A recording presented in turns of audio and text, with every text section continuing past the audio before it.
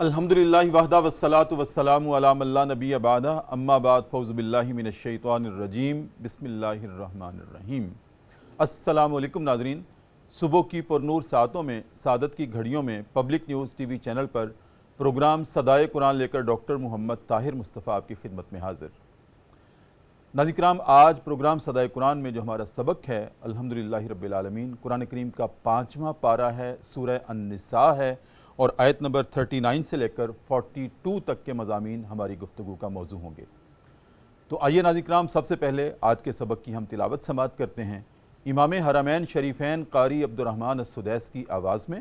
بسم اللہ الرحمن الرحیم۔ اور آخر ان لوگوں پر کون سی مصیبت آ جاتی اگر یہ اللہ اور روز آخرت پر ایمان رکھتے اور جو کچھ اللہ نے ان کو عطا کیا ہے اس میں سے خرچ کرتے۔ اگر یہ اس طرح کرتے تو اللہ سے ان کی نیکی کا حال چھپا نہ رہتا۔ اللہ تو کسی پر بھی ذرہ برابر ظلم کرنے والا نہیں ہے۔ اگر کوئی ایک نیکی کرے تو اللہ اس کا ثواب دگنا کر دیتا ہے اور پھر اپنے پاس سے اس ثواب کو مزید بڑھا بھی دیتا ہے۔ پھر سوچو اس وقت ان کا کیا حال ہوگا جب ہم ہر امت میں سے ایک گواہ لائیں گے اور پھر ان لوگوں پر اے ہمارے حبیب آپ کو گواہ کے طور پر پیش کریں گے۔ اس دن وہ سب لوگ جنہوں نے رسول کی نافرمانی کی تھی اور بات ماننے سے انکار کیا تھا تمنا کریں گے کہ کاش زمین پھٹ جائے اور وہ اس میں سما جائیں، اور اس دن اللہ سے کوئی بات چھپا نہیں سکیں گے۔ ناظرین کرام، یہ ہمارا آج کا سبق ہے پروگرام صدائے قرآن میں۔ آغاز میں ہم دیکھتے ہیں کہ اللہ رب العزت نے ناظرین کرام حیرت کا اظہار کیا ہے کہ ان لوگوں پر کیا مصیبت آ جاتی اگر یہ میرے دیے ہوئے رزق میں سے خرچ کرتے، انفاق کرتے، اور پھر میرے اوپر یعنی اللہ کے اوپر اور روز آخرت پر ایمان بھی لاتے۔ اگر یہ ایسا کرتے تو ان کے اپنے حق میں ہی بہتر تھا، لہٰذا انکار کر کے انہوں نے کسی دوسرے کا نقصان نہیں کیا بلکہ انہوں نے خود اپنا نقصان کیا ہے۔ ناظرین کرام، دوسری بات آج کے سبق میں اللہ رب العزت نے یہ ارشاد فرمائی ہے کہ وہ ذات ایسی کریم ذات ہے جو کسی پر ذرہ برابر بھی مثقال ذرۃ۔ ناظرین کرام، یہ اللہ رب العزت نے الفاظ استعمال کیے ہیں کہ مثقال ذرۃ، ذرہ برابر بھی اللہ رب العزت کسی پر ظلم کرنے والا نہیں ہے۔ ناظرین کرام، یہاں بھی اللہ نے یہ الفاظ استعمال کیے ہیں اور سورہ الزلزال میں بھی اللہ رب العزت نے یہ الفاظ استعمال کر کے ایک مثال دی ہے، فَمَن يَعْمَلْ مِثْقَالَ ذَرَّةٍ خَيْرًا يَرَهُ وَمَن يَعْمَلْ مِثْقَالَ ذَرَّةٍ شَرًّا يَرَهُ۔ کہ لوگوں سن لو، اگر کسی نے ذرہ برابر بھی نیکی کی ہوگی ہم اس کو روز محشر دکھا دیں گے، اور اگر کسی نے ذرہ برابر بھی گناہ کیا ہوگا، برائی کی ہوگی تو ہم اس کو بھی دکھا دیں گے۔ ناظرین کرام، ذرہ، مثقال ذرۃ، یہ قرآن کریم کی ڈکشن کے الفاظ ہیں، عربی کے الفاظ ہیں، لغت العربیہ کے الفاظ ہیں، لیکن اگر اس کا ہم انگریزی میں ترجمہ کریں ذرے کا تو ناظرین کرام وہ بنتا ہے آرٹیکل، اور مثقال ذرۃ یعنی کہ smallest article of the universe, کائنات کا جو سب سے چھوٹا ترین ذرہ ہوتا ہے اس کو ہم ایٹم کہتے ہیں، یعنی کہ وہ ایٹم جو کہ کائنات کا سب سے چھوٹا ترین وہ ایک حصہ ہوتا ہے، ذرہ ہوتا ہے۔ لیکن سائنس کہتی ہے کہ ایٹم جو سب سے چھوٹا ہوتا ہے اس کو بھی ہم لاکھوں کروڑوں حصوں میں تقسیم کر سکتے ہیں۔ سمالسٹ آرٹیکل، ایٹم کو تقسیم کیا جا سکتا ہے، حالانکہ سب سے چھوٹا ہوتا ہے، اس کے باوجود اس کے لاکھوں ذرات مزید بن سکتے ہیں۔ اب آپ اس سے اندازہ کیجئے گا کہ ایک جو اپنی نیچر کے اعتبار سے خود ذرہ تھا، سائنس اس کو بھی توڑ کر لاکھوں ٹکڑوں میں تقسیم کر دیتی ہے، تو پھر اس ذرے کا عالم کیا ہوگا جو لاکھوں میں تقسیم ہو جائے گا۔ تو پھر اب آپ اندازہ کیجئے کہ اللہ کا فرمان ہے اگر کسی نے اس ذرہ برابر بھی نیکی کی ہوگی ہمارے ریکارڈ میں ہے، ہم لکھ رہے ہیں اور ہم دکھا دیں گے، اور ذرہ برابر بھی کسی نے گناہ کیا ہوگا، برائی کی ہوگی، ہم اس کو بھی ریکارڈ میں لکھ رہے ہیں اور وہ بھی دکھایا جائے گا۔ اور آج کے سبق میں یہ ارشاد ہے کہ اللہ اسی طرح کسی پر ذرہ برابر بھی ظلم کرنے والا نہیں ہے، بلکہ عدل تو کیا، وہ تو کرم کرنے والا ہے، وہ تو احسان کرنے والا ہے، وہ تو کریم ذات ہے، وہ تو رؤوف الرحیم ذات ہے، اور وہ تو معاف کرنے والی ہے، بخش دینے والی ذات ہے۔ اس کے علاوہ ناظرین کرام، آج کے سبق میں ختم المرسلین فدا کا امی وابی صلی اللہ علیہ وآلہ وسلم، اللہ رب العزت نے اپنے حبیب کریم کی ایک بہت بڑی امتیازی خصوصیت کو بیان کیا ہے۔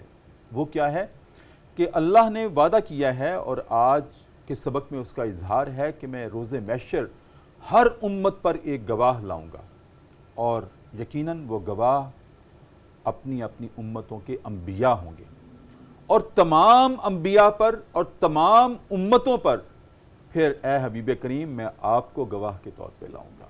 یہ ہمارے نبی کریم کی شان ہے ناظرین کرام، یہ ان کی عظمت ہے کہ اللہ رب العزت تمام انبیاء پر ان کو گواہ کے طور پر لائیں گے، تمام انبیاء کی امتوں کے طور پر ان کو گواہ کے طور پر لائیں گے۔ تیسرا ایک اور آج کے سبق میں اشارہ ہے کہ اگر کوئی نیکی کرتا ہے تو میں اس کا ثواب اتنا ہی نہیں دیا کرتا، گناہ کرتا ہے تو اس کا عذاب اس کے برابر دیتا ہوں، لیکن اگر کوئی نیکی کرتا ہے تو اس کا ثواب میں 2 گنا کر دیتا ہوں۔ پھر 2 گنا کا وعدہ نہیں ہے، کہیں ہے میں 10 گنا بڑھا دیتا ہوں، کبھی کبھی اللہ کا ارشاد ہے میں 70 گنا تک بڑھا دیتا ہوں، اور کبھی ارشاد ہے میں بے حد و حساب اس کا اجر و ثواب بڑھا دیتا ہوں۔ کوئی نیکی کرے تو صحیح اخلاص کے ساتھ۔ ناظرین کرام، یہ آج کے سبق کے مضامین ہیں، ان سے ہمارے فکر و عمل کی کیسے تطہیر ہو سکتی ہے اس پہ ہم گفتگو کرنے والے ہیں۔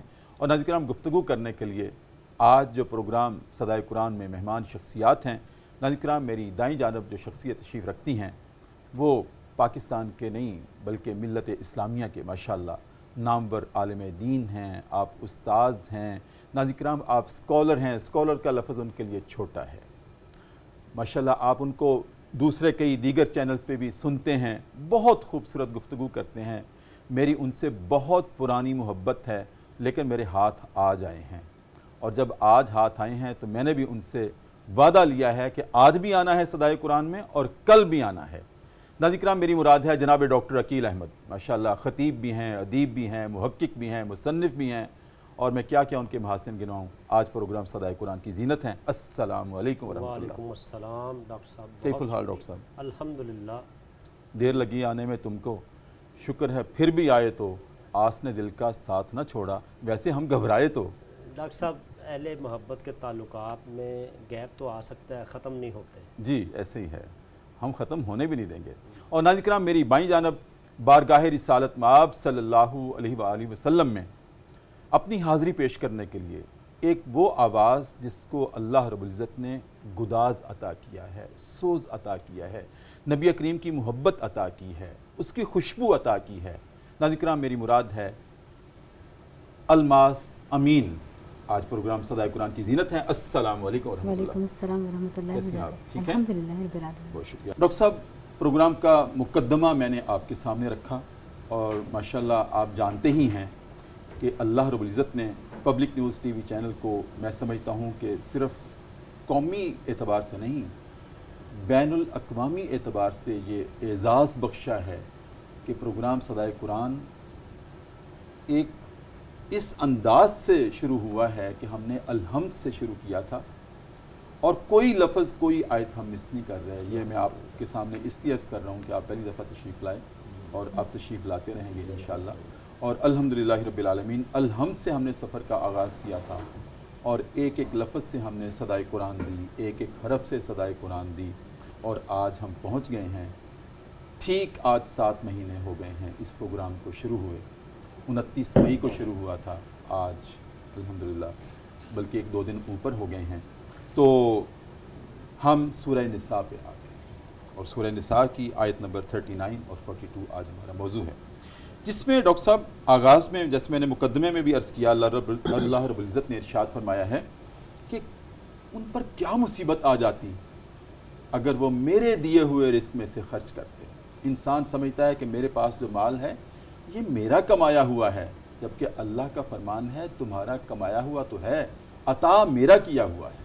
کمانے والے اور بھی بہت سارے ہیں، کوشش کرتے ہیں۔ میں اکثر کہا کرتا ہوں کسی کے ایک آنسو پر ہزاروں دل تڑپتے ہیں، کسی کا عمر بھر رونا یوں ہی بیکار جاتا ہے۔ یہ اللہ کی عطا ہے جس کو عطا کر رہے ہو، اور پھر اللہ کا ایک گلہ ہے، اظہار حیرت ہے کہ تم اس میں سے خرچ نہیں کرتے۔ اگر خرچ کر لیتے، میری ذات پر ایمان لے آتے، تمہاری آخرت سنور جانی تھی، میرا کیا جانا تھا۔ میں چاہتا ہوں تبصرہ فرمائیں۔ الحمدللہ رب العالمین والصلاة والسلام علی سید الانبیاء والمرسلین۔ بہت شکریہ ڈاکٹر محمد طاہر مصطفیٰ صاحب، اللہ کریم آپ کو توفیق دیتا رہے۔ آپ جس طرح قرآن کی خدمت کر رہے ہیں، کبھی غیر منقوط ترجمہ قرآن کی صورت میں، الحمدللہ، کبھی صدائے قرآن کی صورت میں، اور میں سمجھتا ہوں کہ فارسی کا ایک جملہ ہے کہ این سعادت بزور بازو نیست تا نہ بخشت خدائے بخشندہ۔ یہ سعادت انسانی سٹرگل کا نتیجہ نہیں، یہ خدا کی خاص عطا ہے۔ دیکھیے معاشرے میں کروڑوں لوگ ہیں جن میں سے اللہ کریم نے اہل ایمان میں کو چنا، اور اہل ایمان میں سے ان درد مند لوگوں کو جو قرآن کے ساتھ اور صاحب قرآن کے ساتھ اپنا تعلق توانا رکھے ہوئے اس وقت قرآن کی صدا دے رہے ہیں اور قرآن کی طرف بلا رہے ہیں۔ اور جب قرآن کی طرف بلائیں گے تو قرآن فہمی کا ماخذ اول ذات مصطفیٰ علیہ تحیت و ثنا ہے۔ تو دوسرے لفظوں میں یہ کہوں گا کہ وہ قرآن و سنت کی طرف آپ یہ بلا رہے ہیں، اور اللہ کریم اس پروگرام کے برگ و بار میں اضافہ کرے، اور جن مقاصد کے لیے آپ نے، آپ کی ٹیم نے، اس ادارے نے یہ پروگرام شروع کیا ہے، اللہ تعالیٰ اپنے حبیب کے تصدق سے اس کے جمیع فیوز و برکات ہم سب کو، اس ادارے کو، اس ریاست والوں کو، پاکستانیوں کو اور امت مسلمہ کو عطا فرمائے، اور یہ سلسلے چلتے رہیں۔ ڈاکٹر صاحب، مجھے یہ کہنے میں کوئی کہنے پرابلم نہیں، نام انہی کے زندہ ہیں جنہوں نے قرآن اور صاحب قرآن کی خدمت کی ہے۔ آج بھی ہم جب اقوام عالم کی ہسٹری پڑھتے ہیں بالخصوص اور اسلامی تاریخ کا مطالعہ کرتے ہیں تو کروڑوں اربوں انسان گزرے ہیں، لیکن جنہوں نے قرآن کی شمع کا نور جلایا ہے، جنہوں نے محبت مصطفیٰ کا چراغ روشن کیا ہے، آج دیکھیے آج انہی کے نام زندہ ہیں۔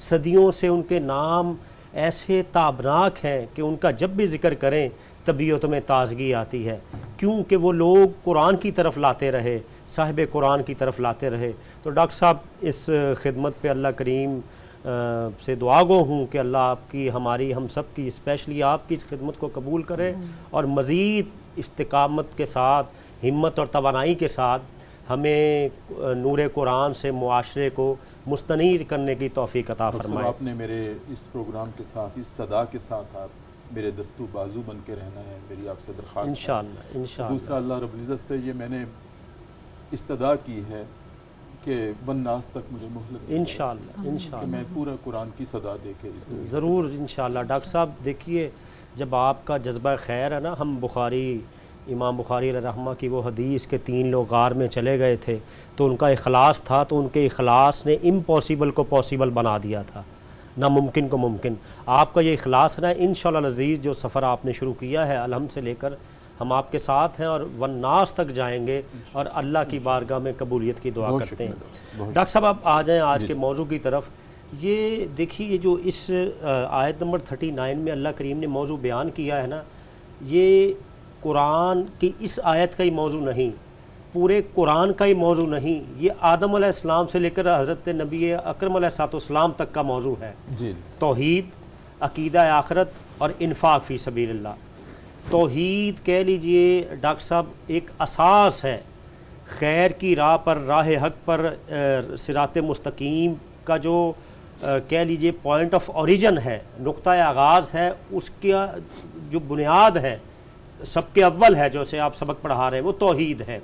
تو اللہ تعالیٰ فرماتے ہیں تمہارا ایشو کیا ہے، تمہیں پرابلم کیا ہے، کون سی ہرڈل ہے کہ تم یہ کہہ دو کہ لا الہ الا اللہ، تم کیوں نہیں کہہ رہے، ریزن کیا ہے؟ اور اچھا پھر دیکھیے اللہ تعالیٰ یہ جو فرما رہے ہیں نا، اس سے آگے بھی اور پہلے بھی اور پیچھے بعد میں بھی اللہ کریم نے جا بجا توحید پر ایسے دلائل قائم کیے نا، سٹرونگ دلائل، اللہ کی طرف سے جو بھی ہوگا سٹرونگ ہی ہوگا، کمزور ہو ہی نہیں سکتا۔ تو وہ دلائل کے ہوتے ہوئے تمہیں وجہ کیا ہے تم توحید کو ایکسیپٹ نہیں کر رہے، اس کو وحدہ لا شریک نہیں مان رہے؟ کیونکہ اسی دھرتی میں، اسی چشمے فلک کے نیچے لوگوں نے دیکھا کہ انسان ہی انا ربکم الاعلی اپنے آپ کو کہتا رہا، انسان ہی انسان کو سجدے کرواتا رہا، تو اللہ کہتا ہے یہ تم مخلوق ہو، تم یہ کیوں تسلیم نہیں کر رہے؟ یعنی اس کو انسان کو جھنجھوڑا جا رہا ہے کہ روز الست میں جو تم نے اقرار کیا تھا آج کیا وجہ ہے؟ یعنی اللہ کریم اس سبق کو دہرا رہے ہیں کہ تم کیوں اللہ کا اقرار نہیں کر رہے، جبکہ تم پوری کائنات کے نظام کو ظاہر کی آنکھ سے دیکھو، بالکل باطن کی آنکھ سے دیکھو، نور بصارت سے دیکھو یا نور بصیرت سے دیکھو، تمہیں وہ وحدہ لا شریک ہی نظر آئے گا۔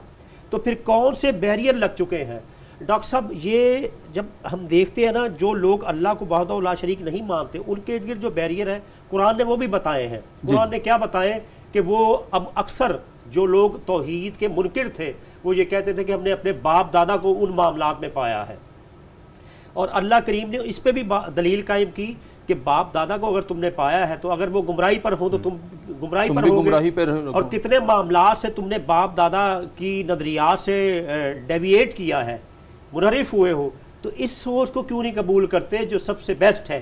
اور دوسری بات اللہ فرماتے ہیں عقیدہ آخرت، تم جب کچھ بھی نہیں تھے میں تمہیں دنیا میں لے آیا، اب تم جو کچھ بھی تمہارے احوال گزر رہے ہیں، جن عہدوں پر بھی تم متمکن رہتے ہو، جو تمہارے معاملات ہیں، جو سٹیٹس بھی، تم نے آنا میری بارگاہ میں ہے، یہ بات ذہن میں رکھ لو، اس سبق کو مت بھولو۔ آپ دیکھیں قرآن کریم کی وہ مشہور آیت کہ راجعون کا معنی ہے لوٹنا، لوٹتا انسان کہاں ہے؟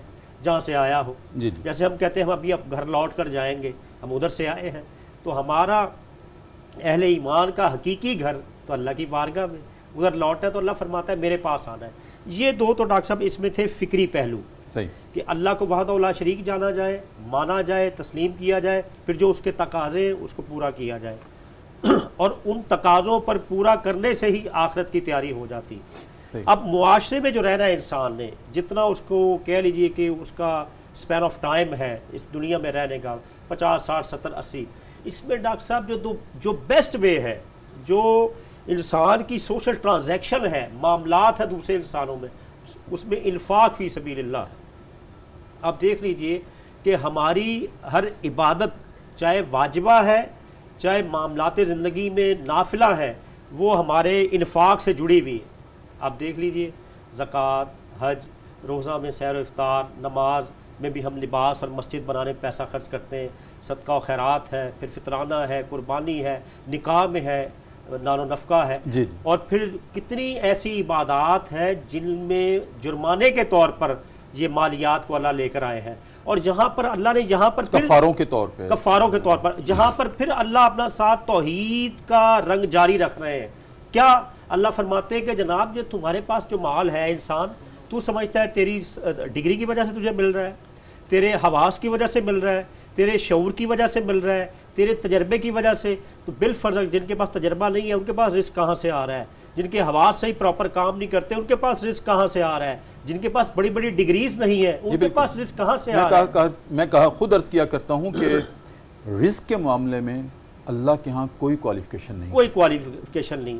ایک پی ایچ ڈی ہونا بہت الگ بات ہے، لیکن ایک عام مزدور جو رزق حلال کماتا ہے شاید وہ اس سے زیادہ کمانے۔ اور دوسری بات ڈاکٹر صاحب ہمیں کسب کا حکم ہے، اللہ نے یہ نہیں فرمایا کہ تمہیں کسب کے مطابق ملے گا، یہ کلیئر کر دیا تمہیں فضل کے مطابق ملنا ہے، اس کے فضل کے، اور اللہ فرماتا ہے میں نے دیا ہوا ہے تم کو رزق، تو خرچ کیوں نہیں کرتے؟ مما رزقناہم ينفقون۔ اور دیکھیے خرچ کرنے کا، دیکھیے یہ بھی ڈاکٹر صاحب اس کی کرم نوازی کی کہہ لیجیے انتہا نہیں ہے، رزق بھی اپنا دے رہا ہے، صلاحیتیں بھی دے رہا ہے، توفیق بھی دے رہا ہے، پھر کہتا ہے خرچ کر اور کئی گنا بڑھ کے لے لے۔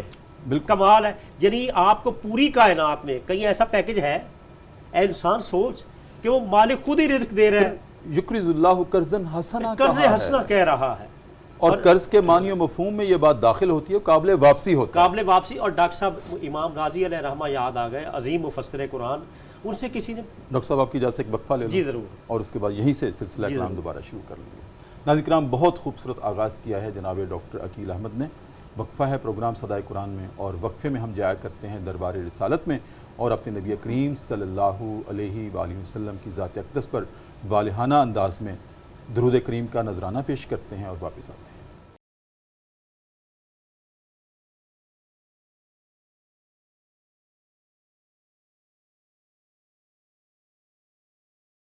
وقفے کے بعد ناظرین کرام دوبارہ آپ کی خدمت میں حاضر ہیں۔ صبح کی پر نور ساعتیں ہیں، سعادت کی گھڑیاں ہیں، public news T V channel ہے، ہمارا پروگرام ہے صدائے قرآن، اور الحمدللہ رب العالمین آج ہمارا سبق پہنچا ہے جو کہ الحمد سے شروع کیا تھا۔ 5واں پارہ ہے، آج سورہ النساء ہے، اور آیت نمبر 39 سے لے کر 42 تک کے مضامین ناظرین کرام آج ہماری گفتگو کا موضوع ہے۔ جی ڈاکٹر صاحب آپ جی ارشاد میں عرض فرمائیں۔ کر رہا تھا مال کے خرچ کرنے کے حوالے سے امام راضی علیہ رحمہ امت مسلمہ کے بہت بڑے مفسر قرآن ہیں، ان سے کسی نے کہا حضرت میں اپنا سارا مال قبر میں لے جا سکتا ہوں؟ فرمایا ہاں۔ عجیب جواب دیا، وہ بڑا پریشان ہوا، کہنے لگا حضرت کیسے لے جا سکتا ہوں؟ فرمایا سارا اللہ کی راہ میں خرچ کر دے، اس کا اجر تجھے قبر میں مل سبحان جائے اللہ سبحان اللہ، سارا خرچ کر دے۔ واہ واہ واہ واہ، اور واہ، کیا واہ، ڈاکٹر صاحب واہ۔ ابھی بھی آپ کا ذہن سیدنا صدیق اکبر رضی اللہ تعالیٰ عنہ کی طرف نہیں گیا؟ غزوہ تبوک کے موقع پر سارا مال ہی دے دیا فاروق، یہ وہ لوگ تھے۔ اور پھر شیخ سعدی رحمۃ اللہ علیہ کا مجھے جملہ یاد آ گیا، فرماتے ہیں میں نے 2 لوگوں کو ڈھونڈنے کی کوشش کی، مجھے دونوں نہیں ملے، ایک وہ جس نے ظلم کیا ہو اور اللہ کی پکڑ سے بچ گیا ہو، اور دوسرا وہ جس نے اللہ کے لیے مال خرچ کیا ہو اور فقیر ہو گیا ہو۔ فقیر ہوا۔ ڈاکٹر صاحب اس سے غور کیجئے کہ مال بھی اللہ کا، ہم بھی اللہ کی، یہ اس کی کرم نوازی، اور شکر کریں اللہ نے مال دیا ہے، خرچ کرنے کا حکم دے رہا ہے۔ کتنے وہ لوگ ہیں جو خرچ نہیں، توفیق نہیں۔ توفیق دے رہا ہے۔ ڈاکٹر صاحب اللہ مال دے، رزق حلال دے، اور ساتھ وافر دے، توفیق دے۔ توفیق بھی دے۔ اور یہاں پر یہ بھی ذہن میں رکھنا چاہیے، ہم جن سائلین کو دے رہے ہیں یہ توقع مت رکھیں کہ وہ ہمارا شکریہ ادا کریں، جی جی۔ ہم ان کا شکریہ ادا کریں کہ اگر وہ نہ ہوتے تو اللہ کا یہ حکم ادا کیسے ہوتا۔ وہ بھی وقت آئے گا جب مال لینے والا کوئی نہیں رہے گا، اور ماضی میں بھی ایک ایسا وقت گزرا ہے۔ تو اللہ کریم یہ ہمیں اسلوب سکھا رہے ہیں جی بالکل، کہ اور اس سے پھر مال کی محبت جو ہے نا اس کو بھی کم کیا جا رہا ہے کہ الہاکم التکاثر حتی زرتم المقابر، کہ تمہیں ہلاک کر دیا یہ جو کثرت کی خواہش نے، یہاں تک کہ تم قبروں میں جا پہنچے۔ پھر اللہ ایک جگہ فرماتے ہیں کہ تم یہ جو مال گن گن کر رکھتے ہو، یحسب ان مالہ اخلدا، کیا تمہارے پاس ہمیشہ یہ رہے گا؟ تو جو چیز ہمیشہ رہنی نہیں ہے اس سے اتنی محبت کیوں؟ ہمیشہ جس کے پاس رہنا ہے اس سے محبت کی جائے اور اس کے حکم پر عمل کیا جائے۔ بالکل ٹھیک۔ ڈاکٹر صاحب آگے بڑھتے ہیں کہ اللہ رب العزت نے یہاں جو ارشاد فرمایا ہے کہ وہ کسی پر ذرہ برابر بھی ظلم کرنے والا نہیں ہے۔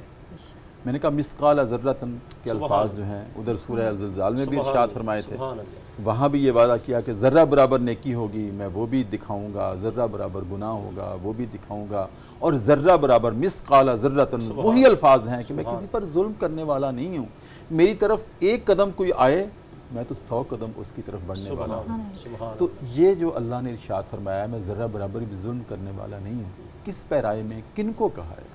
ڈاکٹر صاحب اس میں دیکھیے قرآن کریم نے کہ جو مخاطبین ہیں عموماً 2 طرح سے ہیں، ایک وہ جو فکری خرابیوں میں مبتلا ہوتے ہیں اور ایک وہ جو عملی خرابیوں میں مبتلا ہوتے ہیں۔ یہاں دونوں کو ہی، جب ظاہری بات ہے اس کے مخاطبین انسان ہیں، دونوں ہی مخاطب ہیں کہ جناب جو فکری طور پر جو فکری کجروی کا شکار ہیں، پہلے تو وہ غور کریں کہ تم اگر جو سوچتے ہو، تم غور کرتے ہو اور اپنے ہی سیلف میڈ نظریات کے مطابق اپنا کوئی خدا گھڑ لیتے ہو تو تمہیں سوچنا چاہیے اللہ اس چیز پہ پکڑ کرے گا۔ اور دوسری وہ لوگ جیسے میں اور آپ، ہم گناہ گار ہیں، جی بالکل، میں تو بہت زیادہ ہوں، میں کہنے لگا تھا میں آپ سے، نہیں میں زیادہ ہوں، یعنی ہم لوگ الحمدللہ اللہ کو ایک وحدہ لا شریک مانتے ہیں، اس کے پیارے نبی کو آخری نبی مانتے ہیں، لیکن ظاہری بات اعمال میں اب وہ قرون اولا والے مسلمان صحابہ کرام، تابعین، تبع تابعین، وہ صوفیاء صالحین جیسا اخلاص، وہ تقوی نظر نہیں آتا۔ تو اللہ کریم فرماتے ہیں اب جو تم اعمال کرتے ہو میری شان ظلم کرنا نہیں، کیونکہ ظلم شخصیت کا عیب ہے، تو وہ تو سبحان ہے، وہ تو پاک ہے، وہ تو اس چیز سے پاک ہے، اور اس کی ذات پر رحمت کا غلبہ ہے۔ اللہ فرماتا ہے یہ تو نہیں ہو سکتا کہ میں ظلم کروں، ہاں یہ ہو سکتا ہے تم نے تھوڑا کیا ہو میں زیادہ دے دوں، سبحان اللہ، اور اس سے دینا ایسے، اور وہ دیتا ہے۔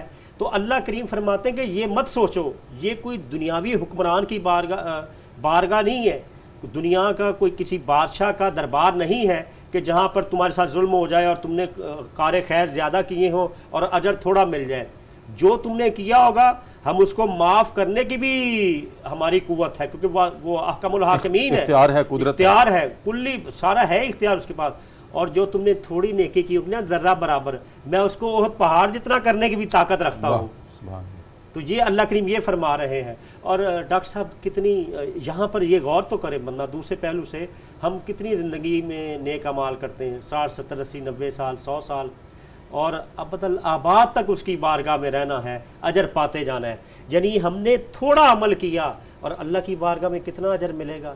تو کوشش کرنی چاہیے نا، فَفِرُّوا إِلَى اللَّهِ فَاسْتَبِقُوا الْخَيْرَاتِ، یعنی موقع ڈھونڈنے چاہیے نیکی کے ہمیں، کہ اس کی بارگاہ میں تو ذرہ برابر کا بھی ناانصافی نہیں ہے.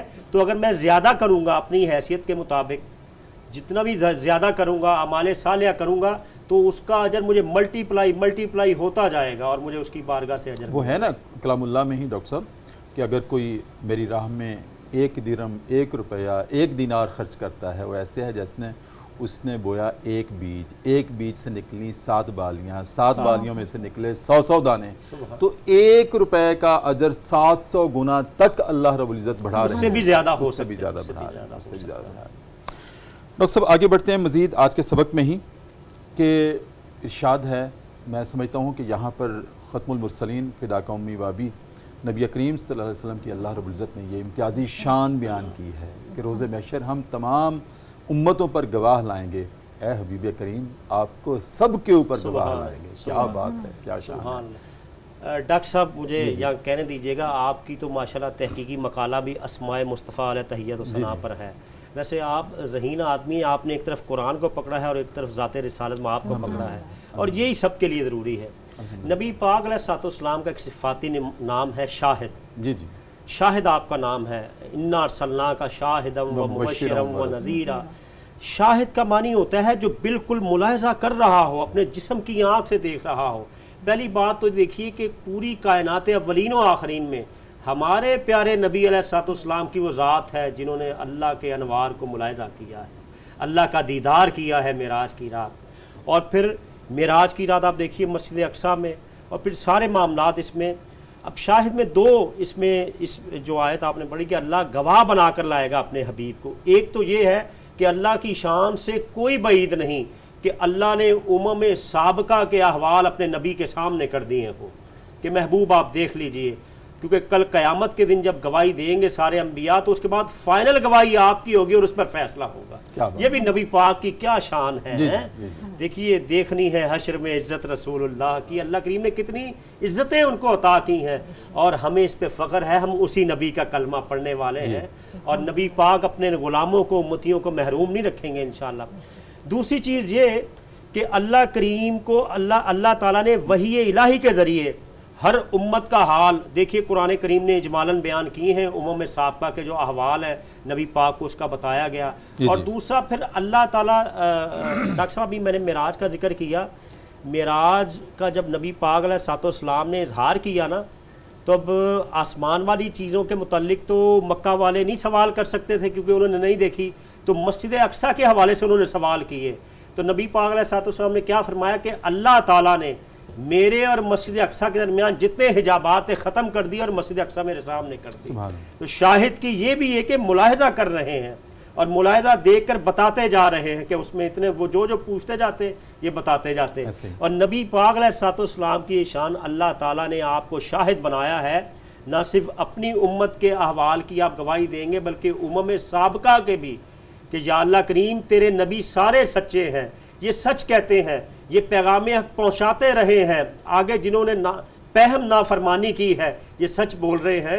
اور پھر اب دونوں صورتیں اس میں ہوں گی، اللہ کریم نے اپنے نبی کو وحی کی، اور دوسرا ان کی اس پوزیشن کو بھی اللہ تعالیٰ نے نبی پاک کے سامنے ڈسکلوز کر دیا. سبحان اللہ، یہ آپ کا امتیاز تھا جو اللہ رب العزت نے کلام اللہ میں عطا کیا اور بیان کیا. اس پہ ڈاکٹر صاحب پھر ارشاد ہے کہ ان سب گواہوں پر اے ہمارے حبیب آپ کو گواہ لائیں گے. ایک تو یہ اس سے یہ مراد ہے کہ نبی محتشم صلی اللہ علیہ وسلم تمام انبیاء پر بھی گواہی دیں گے، جیسے آپ نے ارشاد فرمایا ان کی سچائیوں پر اور ان کی سدا بہار جو رہنمائیاں تھیں جو انہوں نے اپنی اپنی قوم کے ساتھ کی ان پر گواہی دیں گے، اور پھر تمام امتوں پر بھی آپ گواہ ہوں گے. ڈاکٹر صاحب یہ دیکھیے کہ جو وہ گواہی دینی ہے نا اس کی کچھ اشارے قرآن کریم نے ہمیں دے دیے ہیں. مثلا حضرت سیدنا عیسیٰ علیہ السلام کے کمالات دیکھ کر اس دور کے میں اور بعد کے لوگوں نے ابن اللہ کہا تو نبی پاک نے گواہی دی کہ وہ ابن اللہ نہیں ہے. جی گواہی دی یا نہیں دی؟ اور پھر حضرت سلمان علیہ السلام کے حوالے سے ایک عقیدہ یہ دنیا میں پھیل گیا تھا کہ انہوں نے جادو کے زور سے حکومت حاصل کی. نبی پاک نے اس کا بھی رد کیا کہ نہیں، حکومت دینا اللہ کی ذات کا کام ہے، اللہ جس کو چاہے اختیار دے، اقتدار دے. تو پاس انبیاء کی عصمت کے پاسباں بن کے محمد مصطفیٰ تشریف لائے ہیں. یہاں تک کہ ڈاکٹر صاحب میں تو اس سے بھی پیچھے جاؤں گا، الستو بربکم، سبحان اللہ، ارواح میں یہ گواہی دی، ارواح قالوا بلا الہ العالمین، کیوں نہیں، آپ ہمارے رب ہیں. ہیں. وہاں سے گواہی کا سلسلہ شروع ہوا اور روز محشر تک جائے. اور روز محشر تک، اور ایک وہ گواہی دی اور دوسری واحد اخذ اللہ میثاق النبیین. اس وقت بھی تو سارے انبیاء تھے، اللہ تعالیٰ کا جو پیغام تھا حق کا وہ بھی نبی پاک اس کو ملاحظہ کر رہے تھے. آپ کی اجازت سے ایک اور وقفہ ہے. جی جی ضرور. ناظرین کرام، بہت خوبصورت گفتگو ہے اور جناب ڈاکٹر عقیل احمد آج ہمارے پروگرام کی زینت ہیں. وقفہ ہے ایک مرتبہ پھر پروگرام صدائے قرآن میں، اور دوبارہ چلتے ہیں دربار رسالت میں اور اپنے نبی کریم صلی اللہ علیہ وآلہ وسلم کی ذات اقدس پر دوبارہ درود کریم کا نذرانہ پیش کرتے ہیں اور واپس آتے ہیں.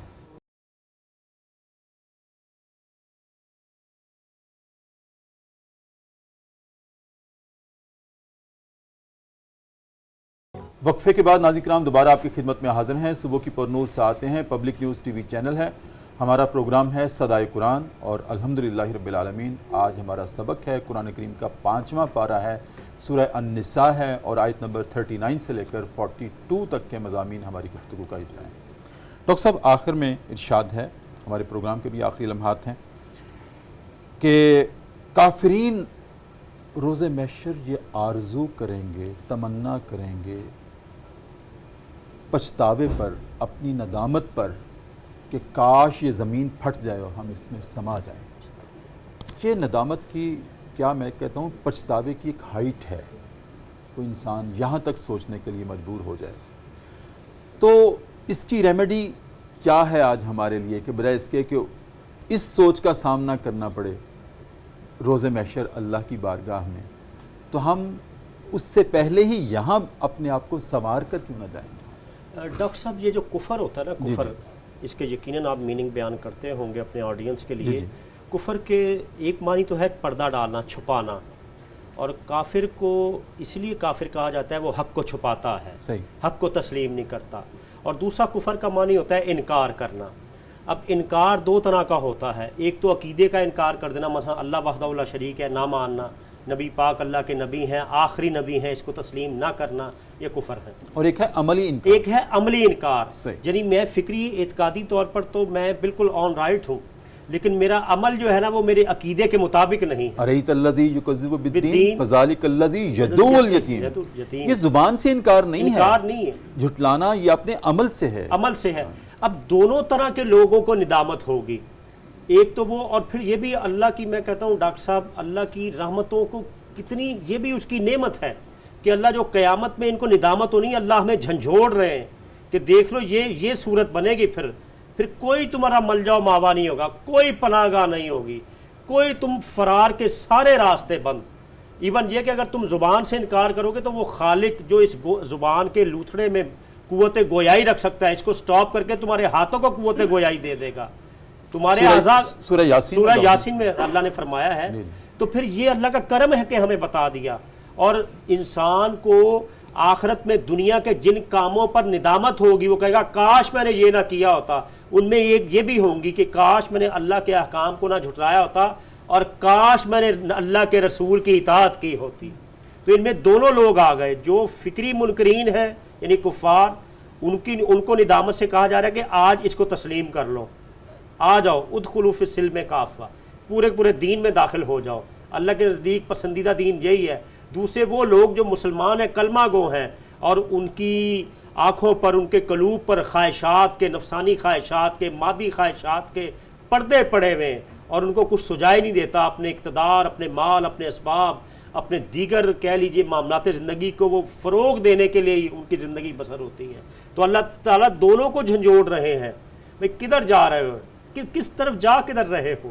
اللہ بار بار، دیکھیے ڈاکٹر صاحب، یہ بھی اللہ کی کرم نوازی نہیں ہے. جس طرح بچہ کوئی نہ سمجھ ہو، ادھر ادھر جائے، ماں پکڑتی ہے کہ بچہ کہیں اپنے ہاتھ میں کوئی کوئلہ نہ پکڑ لے یا کہیں اپنا نقصان نہ کر جائے، گر نہ جائے۔ اللہ ہمیں گرنے سے بچا رہے ہیں، سبحان اللہ۔ اللہ ہمیں پکڑ رہے ہیں، اپنی رحمت کی طرف لا رہے ہیں۔ اے بندہ خدا ابھی بھی سمجھ جا، وقت ہے، پھر یہ کہ وقت گزر گیا تو پھر کچھ ہاتھ نہیں آنا تیرے۔ جی بالکل ڈاکٹر صاحب، بہت شکریہ اس خوبصورت گفتگو کا، ماشاءاللہ آپ نے ایمان افروز گفتگو کی ہے، اور اس وعدے کے ساتھ جو کہ آپ کر چکے ہیں کہ کل بھی آنا ہے آپ نے انشاءاللہ، اور پھر آتے رہنا ہے انشاءاللہ۔ بہت شکریہ۔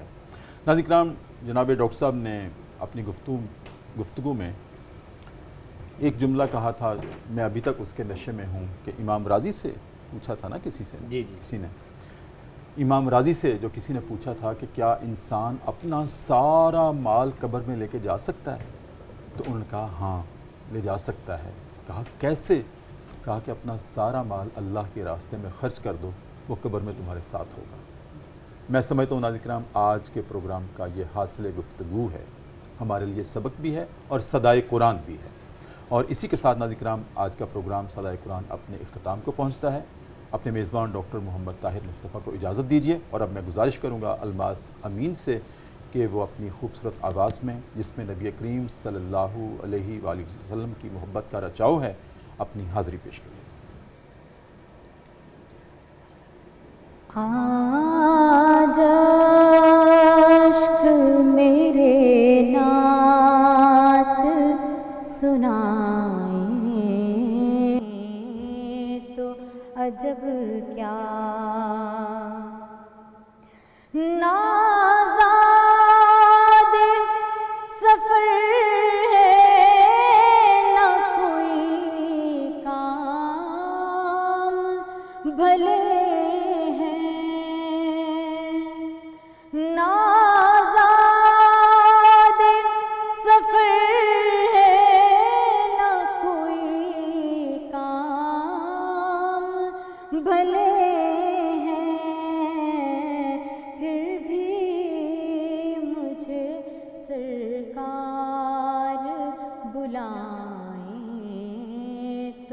عجب کیا، وہ حسن دو عالم ہے ادیب، ان کے قدم سے صحرا میں اگر پھول کھلائیں تو عجب کیا، سن کر وہ مجھے پاس بلائیں تو عجب کیا، آج عشق میرے نعت سنائیں تو عجب